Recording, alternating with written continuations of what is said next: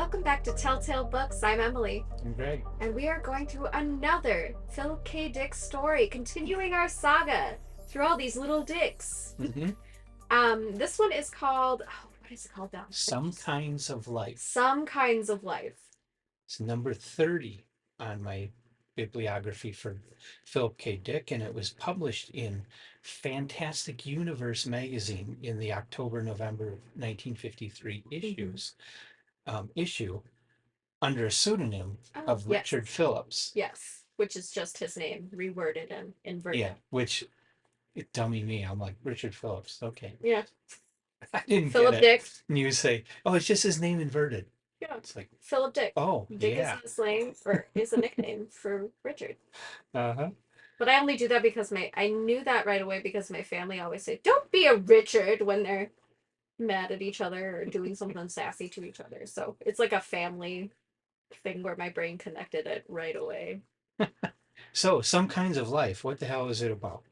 So Some Kinds of Life is about it's around this particular family. It's a husband and wife and their son.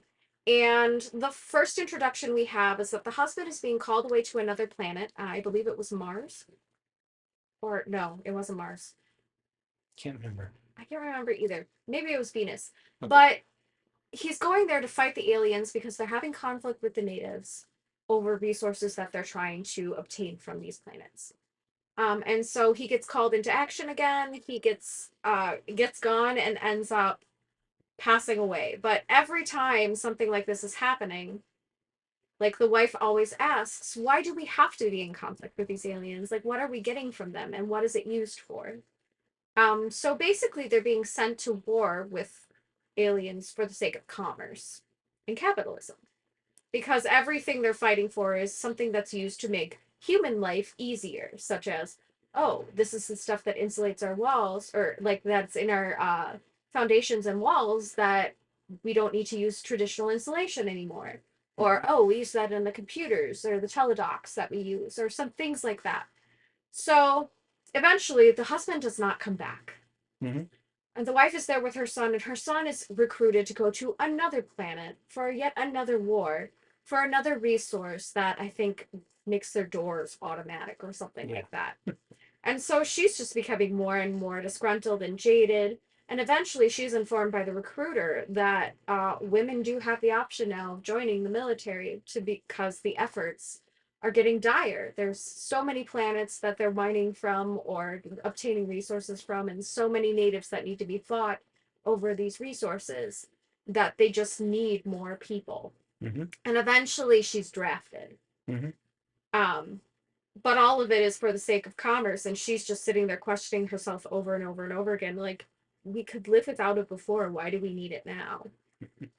But until there's really no one left. Yeah. And so the story ends, spoiler alert, with these aliens coming to planet Earth. Everything is in pristine condition because all these resources that they did involve in the making of their homes continues to make these homes operate without the humans. Mm-hmm. And so the aliens kind of come here and it's look at all this stuff. This is so cool. And they're like, well, the humans must be coming back shortly.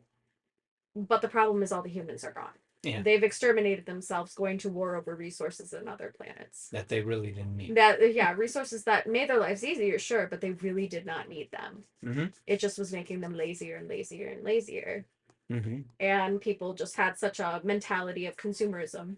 Yeah. That, this is what happened. So humans ended up being exterminated. Mm-hmm.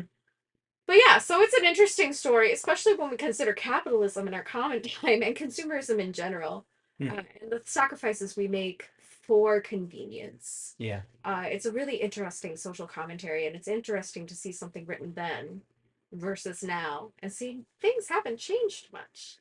Yeah. Well, the 1950s are famous for advertising and such, just kind of running amok, and all these fancy new appliances that people Mm-hmm. always got by without before, but the ad says you have to have it, Yeah. you know, and so I'm sure Philip Dick was looking at that and kind of extrapolating. Yeah, he's going through this golden age of advertising and being like, what if we take that a step further? Yeah. Or maybe several steps further. Hmm. I loved that. And I think it is such a great story because the social commentary doesn't end. When you live in, at least, I don't even want to say capitalism because there are so many other countries that have something other than capitalism, but this is still an issue Hmm. where consumerism is so prominent and advertising is so intense that we have no choice. Like, almost everybody has a computer now. Oh yeah. Almost everyone, unless you're severely in poverty, Hmm. everyone has at least a phone or a tablet or some kind of computerized item Hmm. to get access to the internet. Which, without the internet now, we'd be shit out of luck. Yeah. People wouldn't be able to find jobs Hmm. because everything is done online. Hmm. People wouldn't be able to like have contact with family because we're moving and spreading out more Hmm. and everybody communicates online. I mean, sure, you could write a letter, but postal service is old hat Yeah. compared to all this modern technology. And Mhm. especially since the pandemic, we're seeing an increase in the use of a lot of these technologies, not just in ourselves who have lived without them before, but in younger generations who have never lived without them. We're still seeing an increase in their use. Well, and the disappearance of local stores. Mm-hmm. The local stores around here, there's a lot of stuff you can't buy. You have to go online to get it. Yeah, you can't compete with an online store. And brick So, and mortar is I hard to mean, maintain. it used to be you got everything from whatever stores were in your town, Mm-hmm. and there was no internet to Yeah. get it And if from. you needed to go to another town to find it, you made a day of it. I remember buying some books that didn't come to the local bookstores, having, seeing something in a magazine where I could fill in a form and mail it in Mm-hmm. and wait 6 to 8 weeks for delivery. Yeah. We don't do that anymore. Yeah. I remember when we were living in town here and we didn't have a bookstore, we would make day trips Hmm. to go to Appleton Hmm. because there's a Barnes and Nobles there. And Yeah. that's where we could get books if we didn't find them at the thrift store or just go to and utilize the library for them. If it was something we wanted to own, we didn't have a bookstore. The nearest one was literally over in Appleton, Hmm. Wisconsin, which is Hmm. like 45 minutes away. Yeah. So, and we made a day trip of it. We didn't just go there. We had a plan of where else we were going so that we didn't waste the gas come going and coming and going. We tried to hit up as many places as we could to find the things we Yeah. wanted that we couldn't get locally. Hmm. And that's like the 90s when at the beginning of the internet actually taking really big root in American homes. Hmm.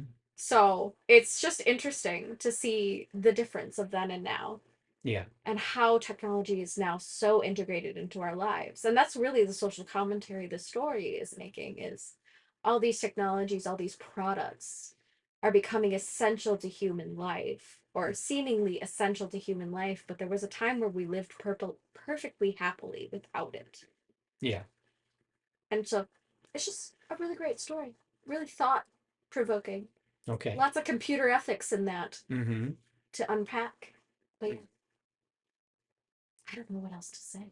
Because I don't either. I know. Like we're on a roll today. We're making pretty decent time on these videos we're filming. Hmm. So, but yeah, it's a good read. To me, I think this I want to say it's a top tale in my opinion. Okay. Cause it is such a universal theme. Hmm. And it is so important for people to consider what they do and don't go without. And to Yeah. consider privilege Hmm. in what you have versus what other people don't. Hmm. Um, so I think it's an important work. Yeah. Okay. Yeah. Top So, tail it is. top tail. Read it, enjoy it, think deeply about it. Yeah.